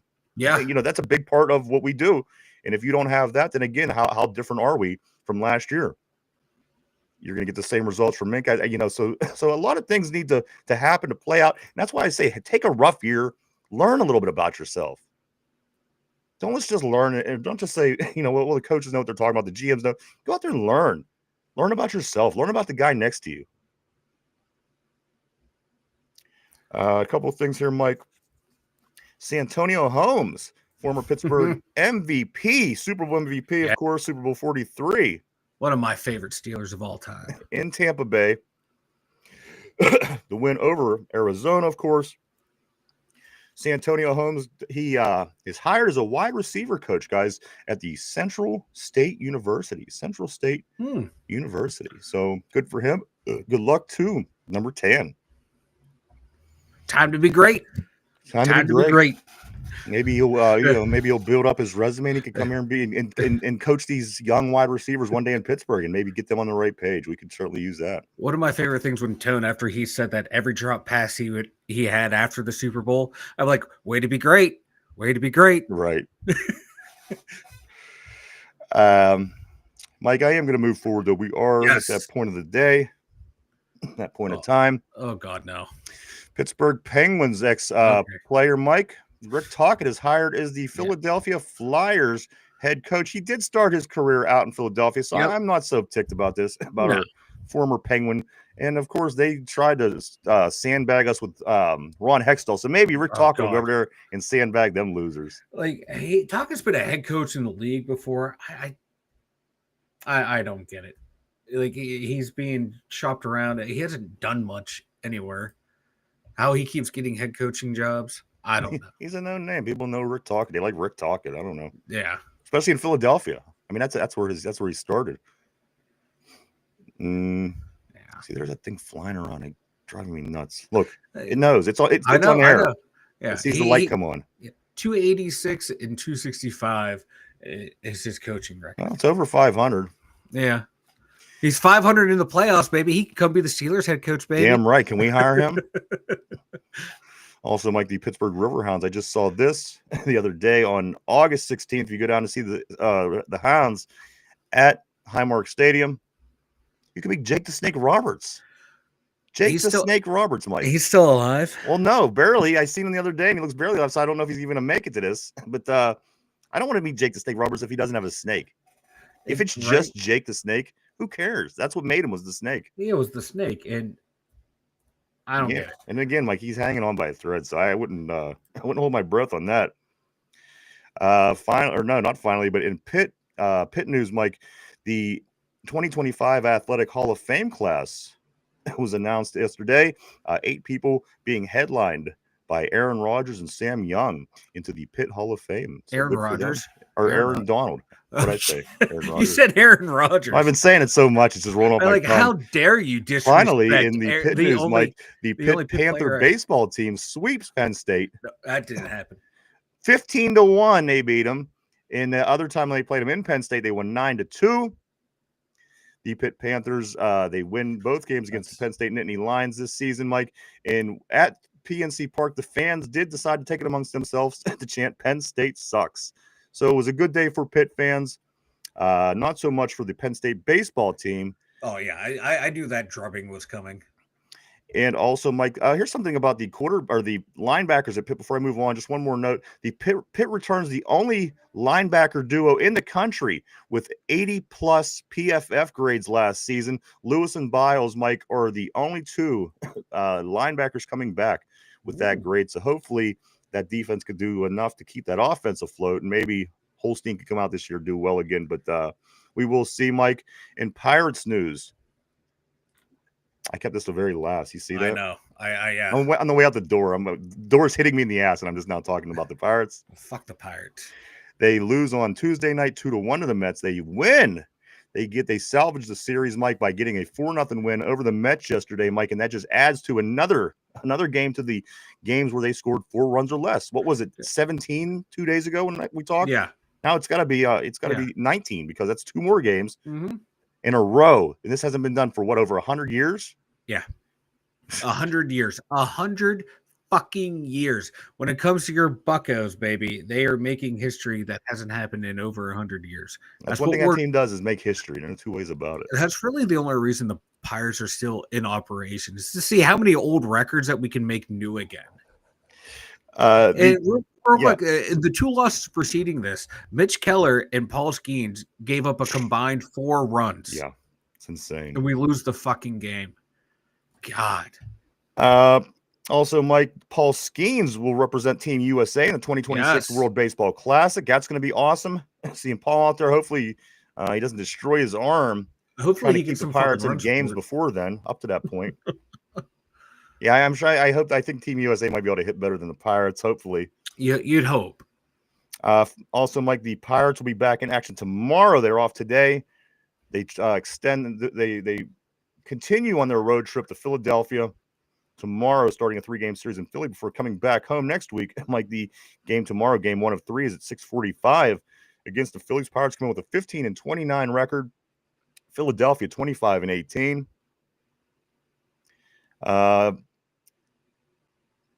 The Pittsburgh media, I don't know. Again, I don't ever know what to believe. This venom that they spew. Word over the weekend that Sherrington's house is for sale. Sherrington's house is for sale by a one Filipponi. Be a tweet. Sherrington's house is for sale. So whatever that means and what that means to you, I don't know, and I don't really know if I care. But I know that it's came from the venom. So it's coming from him. It's probably he probably just got a second mortgage on the house. Yeah, do some renovations. And finally, Mike, my question is this: to finish out the baseball talk, they got Pete Rose and Shoeless Joe Jackson now have the possibility to be put in the Baseball Hall of Fame. I like this, and let me tell you why. Because as a professional baseball player in the business that he played in, nobody hit the ball more than he has. That has to mean something in the Hall of Fame. That has to mean something amongst players that played in this league and put up these numbers. Now, with that being said, with the BS that came with it, the gambling, Shoeless Joe, his situation, they happened. But just because you get suspended in school, do you not get your diploma? I mean, you might not be able to walk, but let's say you get suspended 3 times in the 10th grade season for cheating on tests. Just for an example, does that kid still not deserve to graduate when it's all said and done at the end of the day because he did what he had to do? He did his required course. And again, this guy not only played a career, he had more hits than anybody. That should be recognized by Major League Baseball. If you want to put an asterisk, if you want to put a little note, you can do whatever you want to let people 500 years from now who don't give a shit that looks back and reads. But at the end of the day, I want to know that this guy, while playing in the league as a Major League Baseball player, had more hits than everybody else. That, to me, is what it should be about. He's still bet on baseball. And that's these guys. Is everybody perfect that's in the Hall of Fame? Is everybody an angel? Is everybody spotless? No, is everybody in a glass house? But that's the big thing. Those two guys bet on the game, and Shoeless Joe, through those games. Pete Rose bet on his team. You can't do that, and with Pete Rose's off the field stuff too, the morals clause should kick in too, and that could keep him out as well. So morals, my ass. Come on, it's you watch for the sport. Who cares? There's troublemakers everywhere. But it's in their contract too, and everything. There's a morals clause, and you reap what you sow. So, well, he's now has the opportunity to be in. So I think that I think that justice is being played out here. Whether they let him in immediately, whether they don't, I don't know. Nor do I care. But I think at some point he should deserve to be in because he earned the baseball accolades. Again, he hit the ball more than anybody. Anybody. That's like never talking about Barry Bonds' home runs because he was on steroids. Never failed a drug test. Just my opinion. But I mean, have you ever looked at the guy? Did you see him overnight when he left Pittsburgh and ended up in San Francisco? It was two different men. That's years and years of hard work. He was built like Dave Chappelle when he landed in San Francisco. He was built like come on. That's insane. Years and years of hard work, baby. You know what? I do say I do agree with Mark Madden saying they should. The Pirates should build alive. They should tell you something about him real quick. They should build a bronze hypodermic needle outside of PNC Park for Barry Bonds. Speaking of him, just because I'm on a little tear lately, I actually I clicked into one of his comments, one of his posts the other day, and did you know like 10 out of the 12 people were sitting there going, "This guy's still alive. This guy's on. Nobody cares about him. What happened with him, Mike? Everyone used to love that freak." Oh no, a lot of people always hated him. I know a lot of people loved him too. For whatever reason, I never got it, but it was just funny. Everybody in that list is turning into the Filipponi comment section now, where they just they can't take the guy, which I understand entirely. Let's go back, Mike. Let's get back to some of these messages. We are getting behind a little bit. All the way back here. All right, so I'm going to start right here where NFL Network has us going 8-9. That's Corey Beavers. He says they have us going under 500 every year, so I like it. Yeah, they must be wrong every year. You know, we don't finish under. Mark Malone says I don't see how we lose more than 4 games. We've got a quarterback and a running back this year. Holy hell!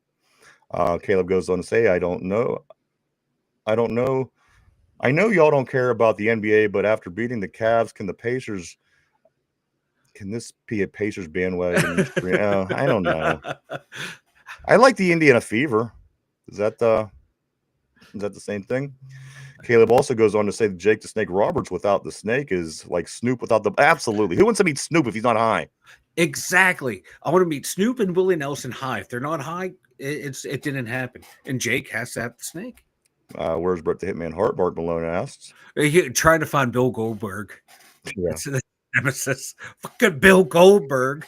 Barley said my friend wrestled a show with Jake the Snake 18 years ago, and he was so drunk walking around naked and wandered from the back to the floor to piss in a trash can. Dude, I saw that documentary. I think I did too. Wasn't he sleeping like with his head on the table before his match? Yeah, he went out to the ring all fucked up and shit. They had to walk him through the match. Yeah, but he got DDP yoga now. I think he's back. He's back to being all right. Hey, what a lot of them wrestlers from the old days are looking bad, like Lex Luger and yeah, of course Mongo before he passed. Yeah. Or Barley said also Jake never owned a snake. They were loners from town to town, and he used to get shit for mistreatment of them. He also says, so if he's coming back to Pittsburgh, we need to borrow Broderick's. I didn't know Broderick Jones had snakes. Chad Brown had a lot of snakes. Chad Brown did. Go a couple episodes back, or our interview with Chad Brown. Caleb says, I want justice for Jim Devlin. He follows it up by saying, I hate to say this, but it is the Baseball Hall of Fame, not the morality. I agree. I agree, but you have the clause in there, don't you? What about Will Chamberlain, who had sex with over 10,000 women? There's a moral thing there. That's the NBA, not the MLB. That's obviously, I didn't say because I thought Will Chamberlain was in the MLB. I just said, what's morals got to do with it? If you are the best, if you're the best, what's that matter in the Baseball Hall of Fame? I'm just saying that's what they have in there. Of course, I understand that. I know. I'm just saying. Pete Rose got caught. How many people weren't exactly? If you think Pete Rose is the only Hall of Famer that got caught doing something wrong, and everybody else is squeaky clean, I mean that's how insane this is. Caleb says Baseball Hall of Fame lost their credibility as they denied steroid users entry. Why Bud Selig is enshrined into the Hall of Fame. While I don't agree with his politics, Kurt Schilling absolutely should be in the Hall of Fame. No two ways, and that's bloody sock should be right there next to him. That was fake. That was drawn on. That's my conspiracy. That was I will die on that hill that thing was a red Sharpie. Barley says Pete's playing career has zero to do with batting. It was when he was it was when he was coaching that he threw. He's not going to the Hall of Fame for being a coach. I don't disagree. For his playing career, yeah. And you have it on the plaque. Like he's barred from baseball as a manager because he bet on him as a manager. And he's dead, so who cares? He won't complain. Yeah, fuck him. Caleb says they're literally, you're right. They're literally KKK members in the baseball hall. Meanwhile, steroid users make the game look bad. That's where I'm coming from. In the media, nobody's perfect. Everyone knew these guys were juicing, and they pushed that story of these guys are saving baseball. Oh, they're just using creatine. Look what Mark McGuire he's just using creatine. Good old workout stuff. Mark Malone's ripped now, and no one gave a fuck until Barry Bonds broke the record. They're like, oh, they're all doing steroids now. Everybody hated Barry. That's why I love Barry. Mark Malone, you guys see where Snoop said the one dude that yes, Willie. Yeah, yep. Absolutely. I would love to just be part of that. That's old man strength right there. And bloody sock was ketchup, Caleb says. I will die on that hill that bloody sock was a prop for theatrics to get ratings up in that series. Go ahead and tell everybody about the website. The2dumbyinzers.com. We got our merch store over there. We got all of our links to all of our places where you can follow Ryan and I. And we got the blog where our dumb thoughts are. Well, my dumb thoughts. And they are really fucking dumb. If you don't get enough of my dumb thoughts here, check them out at the2dumbyinzers.com. All right. So, Mike, today, I listen. Flaxseed oil, baby. Listen, the question of the day. Now it's going to be very simple because we've kind of brushed over it, and the reason I kind of rushed past this particular part. So you're going to know the answer. So don't let the board get a chance to Okay. try to pick up on it as well. But here's the question of the day, guys. It is about opening day scheduling for the Pittsburgh Steelers. Uh, Early in the show, we were talking, and we had said that the Steelers had opened on the road the last 10 of 11 years. The last 10 of 11 years. The question of the day is this: Who did the Steelers play in the only home opener in the last 11 years? I'm looking for a team. We almost slipped earlier, Mike, and I heard him. I shifted the conversation because I didn't want the answer to get exposed. But the Steelers, the last 11 years, they've started on the road 10 of those 11 years. The question of the day is, who did the Steelers play in the only home opener in the last 11 years? Guys, take a moment to think that over. We're live 5 days a week right here, Monday through Friday, 11 a.m. to 12 p.m. Eastern Standard Time, every day right here on YouTube. All right, so the question of the day is this. 10 of the 11 last years, the Steelers opened on the road, which is insane, which we started to talk about a few years ago until that home game did come into play. So the question of the day is, who did the Steelers play in their only season home opener in the last 11 years? Guys, our Barley on the board is saying the Patriots. Take a minute to put in an answer if you have a guess. Also, Caleb says, I have a great question. Okay, we'll get to your question in just a sec. Let's see, make sure I'm not missing much. Barry didn't cheat. Barry didn't cheat. Barry never took any illegal. Caleb says, while I can't say much about it, I know a writer who caught steroids in a player's locker in the early 90s. When he wrote about it, he lost his job.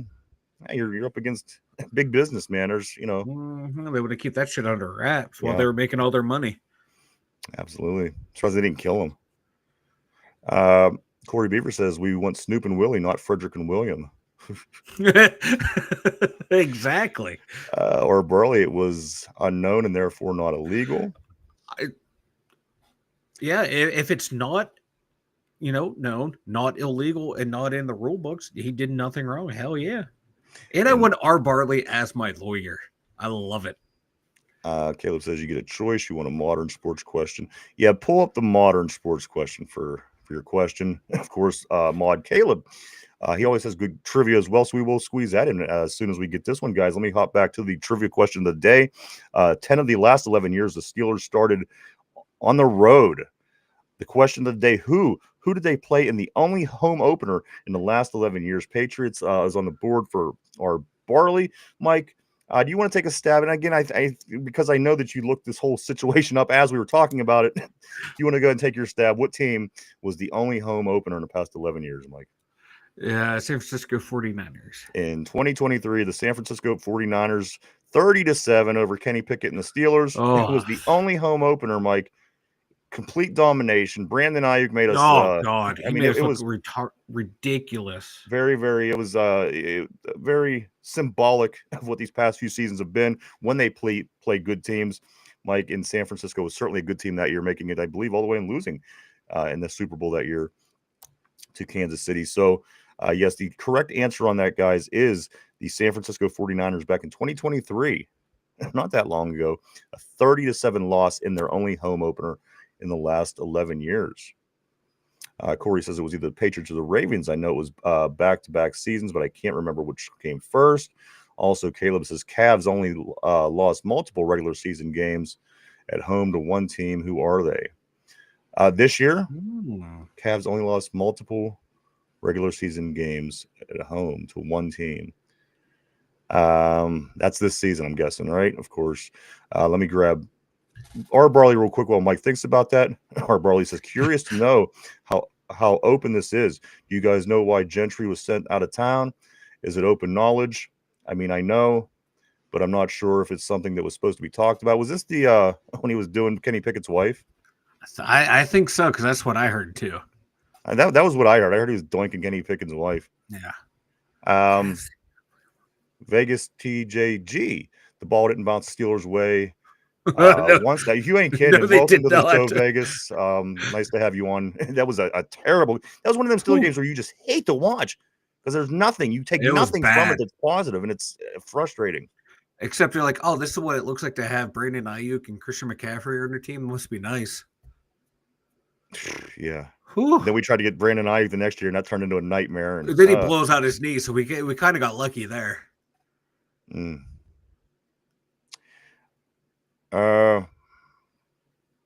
Yes, this season, Caleb's talking about the question. You know what? I don't know because I don't follow NBA as much anymore. Nowhere near as much as I used to. I'm gonna say the Celtics. Mike's gonna say the Celtics beat them twice in a row. I'm gonna say. I think it's gonna be somebody that's not as good as the Celtics. I'm gonna pick Indiana. I'm gonna go with the Pacers. That'll be my pick. Same division, I think. I don't know. That's just my guess. Let me know if that's correct. Again, San Francisco, the only team the Steelers played at home over the last 11 seasons, Mike. And the opening game, one time in 11 years, the Steelers open at home, which is crazy. Field of Steel, my man. How you doing, brother? Great to see you on the board as always. He says, good morning, suckers. Here's my 2025 prediction, 9-8. What's yours? Our Barley forced to apologize to the team, and Kenny didn't accept and said he had to go. Kenny was sleeping on Mitch's couch last season. Also, Pat then brought Gentry to the wedding. Holy shit, that's fucking diabolical. As his +1. That's crazy. There it is, Pacers. Yeah, baby. That would be the Pacers. Should have known with him being a Pacers fan. That would be the Pacers chatting out. Cavs are 0-5 versus the Pacers at home this season. The Cavaliers still in it. I know that they were in the playoffs and doing well, but I don't. Again, I refuse to keep up with Cleveland teams. I think they're still in it. There's blue, there's gold. That's true. There is blue and there is gold. So I don't know. Go Pacers. Just for Caleb's sake, I'm going to go with the Pacers on this one. Are they still alive? Are the Pacers in it? I don't even know, guys. Pacers have made a conference championship more recently than the Steelers or Penguins. Yeah, the Pacers are still alive. Okay, they're still in it? Okay. I just don't know. I don't, Mike has the Steelers going 10-7. Field of Steel, I don't think it's going to be that good. I think it's going to be 8-9. I think it's going to be an 8-9 season. Our Barley, Kenny was not liked in the slightest by anyone. Yeah, he must have been a real dick. That is wild. See, I didn't know that part because I knew Freiermuth and Gentry were tight. Hot damn, that's sneaky. I like it. That's the kind of petty I live for. Okay, so the Pacers are in the Eastern Conference Finals. They beat the Cavs. Okay, who are they playing? They playing Boston. Boston's down 3-2 right now, and Tatum just tore his ACL. Oh. Who's Boston playing? Okay, I can't remember. I can't remember off the top of my head. Go Pacers. That's where I'm at right now. I'm going to team up with Caleb on this one. If you placed a wager for Pacers in 5, the odds were plus 2,500. I'm guessing Caleb placed that bet. Well, let's for Caleb's sake, let's hope that he wins, guys. As we do start to get ready to wrap things up, Mike, I promised I was going to do something today, and I'm not going to let it slide. I can't. I won't. Here's what it is. Mike, you did put a curse on the Pittsburgh Steelers last year by shitting on Renegade. So I said I have the antidote. I know how to fix this, Mike. We're going to make things all better right now. You ready? Possibly. No, you gotta be ready. You have to be confident. If not, this isn't going to work. This is like like being hypnotized. All right. You ready? Here we go. I need you to repeat after me. Oh God, no. Yes. This is the only way it could be done. You ready? Repeat after me. Oh, mama, I'm in fear for my life. Oh, mama, I'm in fear for my life. From the long arm of the law. From that long arm of the law. Lawman has put an end to my running. Lawman has put an end to my running. And I'm so far from my home. And I'm so far from my home. All right. Now, take your right hand. Place it on your forehead. You got to do it, Mike. Do you want this to ever get better? It's on my forehead. All right. Your hand on your forehead. We're covering up the moneymaker. Okay. Now repeat after me. Okay. Oh, mama, I can hear you crying. Oh, mama, I can hear you crying. You're so scared and all alone. You're so scared and all alone. The hangman is coming down from the gallows, The hangman is coming down from the gallows, and I don't have very long. and I don't have very long. Now sit upright with your hand on your forehead, and take your left hand and place it on your stomach. Just do it. Okay. Now Okay, it's rub your there. stomach Uh-huh. and pat your forehead. Uh-huh. Okay. Now repeat after me. Okay. The jig is up, the news is out. The jig is up. The news is out. They finally found me. They finally found me. The renegade who had it made. The renegade who had it made. Retrieve for a bounty, not a brownie, Mike. Retrieve for a bounty. Never more to go astray. Never more to go astray. Now finally, this will be the end today of the wanted man. Today, the wanted man. All right. There we Now put your arms up in the air. Spin a little bit to your left there. Spin a little bit to your right. All right. Now take your left hand, put your pointer finger in your nostril. No. Mike, we have to do this. This is the only way things get better. This is the only way we fix the Steelers. This is what I do for the Steelers. All right. And say I'll never ever badmouth Renegade ever again. I'll never ever badmouth Renegade again. Okay, there you go. You could put your hands down. So now you see what we have to do every time that you pull these stunts, Mike. I know. Well, congratulations. You did it, Mike. You broke the curse of the Renegade, which you caused last season, but it's gone now. And if you want to do that again, you just keep saying these things, okay? I thought we I could would do this every week. Around 3 times, go outside and spit, but this was worth it. Oh, that's if. Yeah, the spit. You don't want to know what that involves, Mike. But anyway. Oh, whoa, hey now. You keep messing with the Renegade, you'll find out, mister. I swear to you. The first time I hear Renegade played and the defense gives up a touchdown or a first down, I'm going back to bad-mouthing it. www.the2dumbyinzers.com. That's www.the2dumbyinzers.com. Go check it out. A lot of great things over there, guys. A great merchandise store and the blog that Mike puts up every week, brand new, all kind of cool things. Go check it out. www.the2dumbyinzers.com. Let me catch up a couple of these guys real quick before we do start to wrap things up. The Knicks, that's who it could be. If could be the Knicks and the Pacers. Okay, 10th time they've played in the playoffs versus each other since the 90s. Cool. Well, they used to be teams that they just couldn't get past the Bulls in the 90s. I know that the Pacers were good and the Knicks were good. They just couldn't get past MJ.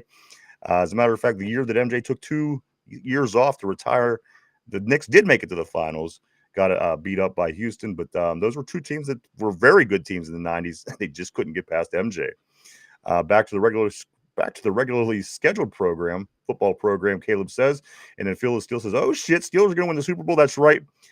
You heard it here because Mike did do the antidote to break the problems that he caused last year with the Renegades. So there you go, guys. We did it. You've seen magic happen today, right here. Because I started talking shit on Renegade when we were a game out of first place. Steal a Super Bowl. Starting to get ready to wrap things up, Mike. Anything before you get ready to roll, man? No, I am happy to break the curse.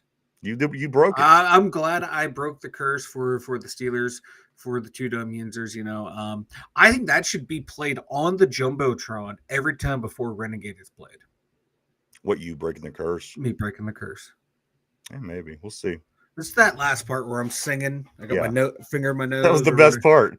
Or whatever the fuck it was. Hell yeah, I'm down. Play that shit. I'm just gonna kind of touch base on something that I said at the beginning of the show. My out of sport conversation, Mike. Smart guns, definitely the best thing I've heard in a long time. Just in a country of people that are fucking nuts anymore, and everybody's pissed at somebody for something. Smart guns could go a very long way. You could keep guns to protect your family, and they're impossible to steal and use and shoot people if the gun is not yours. The smart gun acts as the phone, as the smart car, as the smart home, as the smart TV. I think that it's dumb not to have a smart gun this day and age, especially in the state of what the world anymore. I love the smart gun idea. Also, Mike, PA Senate, they reject, or no, the Senate sends on the bill to legalize marijuana. It went through, it flew through, only to get stopped by Marc-Andre Fleury. No, by the House of Representatives. The House of Representatives stopped it, Mike. No weed, no legal weed. We're still in the 18th century here in Pennsylvania. Everybody else is moving on. Here we are. Hey, you guys are still trying to catch up with the great state of Ohio. We once again are leading the nation. There you go. Hey, what's up, Kenneth? Always great seeing you, my What friend. up? I hope you're doing well today. Always great seeing you on the board. Caleb, we should get kids started young with a puppy pistol. You know what? I don't know the answer, but I'm just saying that a smart gun sounds like a start. That's all. Again, I'm not even a big gun guy, but I think the smart gun sounds logical. If you're trying to be logical, why not? Guys, that's about it for me, Mike. Anything before anything? Speak now, forever hold your peace. I got nothing. I do want to say thank you to everybody. I want to thank everybody for being here today, hanging out with us. We appreciate each and every one of you. We wouldn't do it without you. Thank you so much. We want to thank everybody on the board. You guys are always awesome, and you guys always keep things interesting here on the show. I want to say thank you to everybody at home, maybe listening in the car, at work, the gym, even wherever you be. We thank you so much. Greatly appreciated, as always. Get a chance, don't forget to just hit the subscribe button down below if you haven't. Hit the like button. You can also check out all of our social media pages all over the internet: Facebook, X, Instagram, Threads, wherever we may be. Go check us out, everybody. We thank everybody again. Mike, again, it's the end of the day. I always feel like I'm forgetting something. You know what I do? I remember at about 10:30 at night every day is when I do. I think, oh, that's what I wanted to say today. But Kenneth says hopefully AI can tap into the gun. So I think that's about it, man. Wow. Yeah, I got nothing, man. This is a fun show. Pirates are off today. They have the day off. They'll be back at it tomorrow in the city of brotherly love, taking on the Phillies. A lot of stuff going into the weekend, Mike, for our teams here in Pittsburgh. We will keep on top of that and get ready to talk about all that and much, much more tomorrow, going into the weekend, and all the Steelers scoop that we could scrape up again. Big day last night, the release of the NFL schedule. We'll get more into some details on that and much, much more about the Steelers' upcoming season and the OTA starting next week and the possibility of Aaron Rodgers. So, guys, a lot of stuff to continue to talk about with this Pittsburgh Steelers squad as we move on. We'll be back first thing tomorrow morning to do it all over again and touch on all those things getting ready to head into the weekend. Again, we thank everybody for stopping by and hanging out. For Mike in the Steelers Central Mobile Studio, myself, the two dumb Yinzers, we hope everybody has a great